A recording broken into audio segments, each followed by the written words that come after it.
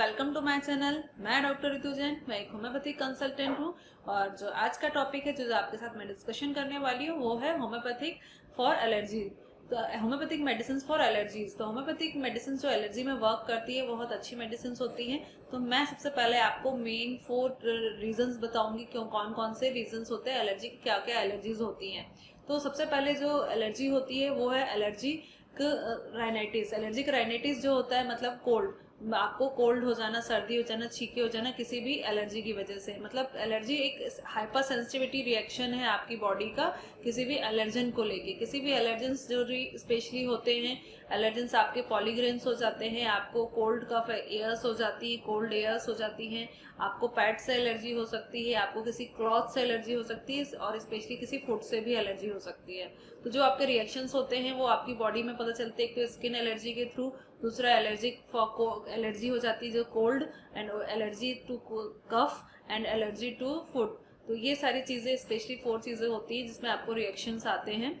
तो सबसे पहले मैं बताऊंगी अब आपको कि एलर्जी फॉर स्किन एलर्जीज क्या होती है। तो स्किन एलर्जीज होते हैं अगर आपको किसी चीज़ से एलर्जी है, जैसे मैंने बताया कि आपको पैट से एलर्जी है, आपको किसी क्लॉथ से एलर्जी है, तो स्किन में उसकी रिएक्शंस दिखने लग जाते हैं, आपको इचिंग स्टार्ट हो जाती है, रैशेज आना शुरू हो जाते हैं, तो स्किन एलर्जीज मिलती हैं। कई बार कुछ फूड से भी जो एलर्जी होती है उसके कारण भी आपको स्किन में रैशेज दिखाई देते हैं। तो स्किन एलर्जीज जो होती हैं उसके लिए मैं मेडिसिन बताऊंगी। तो सबसे बेस्ट मेडिसिन होती है सल्फर, और इसके अलावा जो रेड रैशेज आते हैं तो उसमें होती है एलियम सीपा, और कुछ जिसमें पैचेस बन जाते हैं कि आपको जैसे मॉस्किटो बाइट्स एलर्जीज होती हैं और उसमें जैसे एक पैचेस बन जाते हैं, आपके एक इन्फ्लामेशन टाइप का नोट्स बन जाते हैं, तो उसके लिए मेडिसिन हो जाती है अर्टिकेरिया।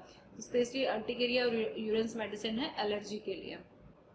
अब मैं आती हूँ allergic for cold. Allergy for cold के लिए आपको सिम्टम्स मिलते हैं कि किसी भी आप एलर्जन के सामने आते हैं, आपको किसी स्मेल से होती है, किसी लोग को परफ्यूम से होती है, डस्ट से होती है, तो डस्ट वगैरह पार्टिकल्स के आने की वजह से, आपको इनहेल करने की वजह से आपको स्नीजिंग होने लग जाना, रनिंग नोज स्टार्ट हो जाना, आपके आंखों से पानी आने लगना, तो ये सारी जो होती हैं कोल्ड एलर्जीज होती है। तो इसको एलर्जिक राइनाइटिस भी बोला जाता है। तो कोल्ड्स की एलर्जी के लिए सबसे अच्छी मेडिसिन होती है, आपके स्नीजिंग हो रही है तो आपकी मेडिसिन हो जाती है आर्सेनिक एल्बम, नाइट्रम म्यूर, और साथ ही साथ अगर आपका आंखों से भी पानी आ रहा है तो यूफ्रेशिया हो जाती है, एलियम सीपा मेडिसिन हो जाती है।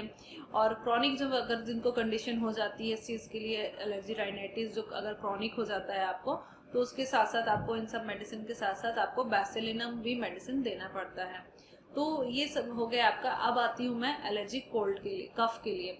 तो कफ जो होता है, अगर आपको एलर्जी की वजह से कफ हो रहा है, किसी भी आप एलर्जन के कांटेक्ट में आने के बाद आपको कफिंग स्टार्ट हो जाना, सफोकेशन स्टार्ट हो जाना, तो उस कंडीशन में जो मेडिसिन होती है वो है एंटिमटार्ट और ब्रायोनिया।